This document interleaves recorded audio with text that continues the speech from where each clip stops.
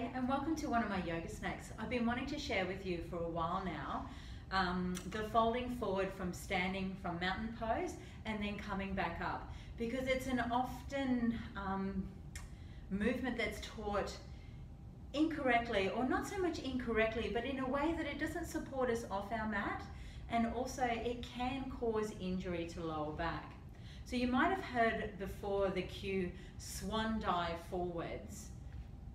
So what that looks like is from mountain pose, inhale, lifting the arms up to Swan Dive, arms come out, you push the hips back and you dive forward, but you can see here already a lot of the load is in, or not a lot, all of the load is here in my lower back.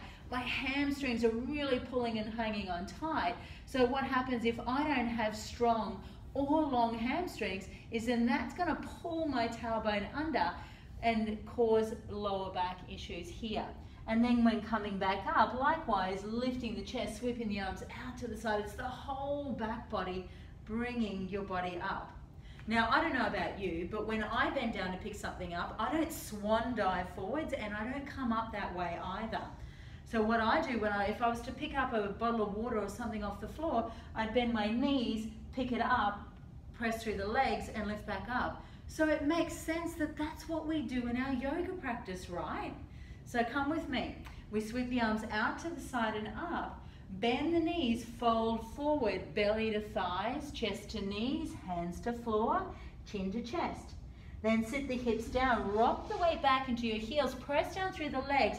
Once the lower spine is lengthened, then straighten the legs and unfurl up through the spine and hands up overhead. Now arms can come up out to the side and up if that feels good for you. If that doesn't feel good for your shoulders, bring the hands through the center line on the way up and on the way down. Do what feels good for you. So let's do 3 together. Feet underneath the hips, feet can be together or hips distance apart. Lifting the arms up overhead.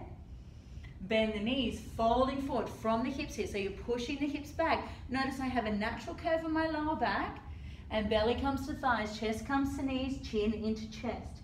Inhale, a half forward fold. Get close to the earth. Press the floor away. And then unfurl up through the spine and hands to the heart center.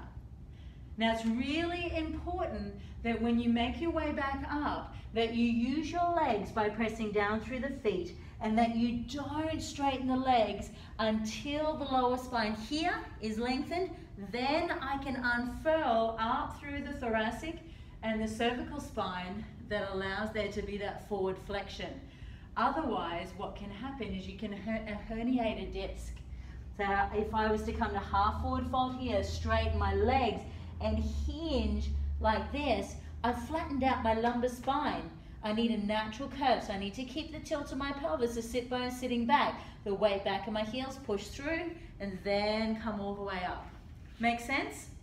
Happy folding forward. Enjoy the hamstring stretch. Enjoy the relaxing sensation when you can hang forward, folding at the hips.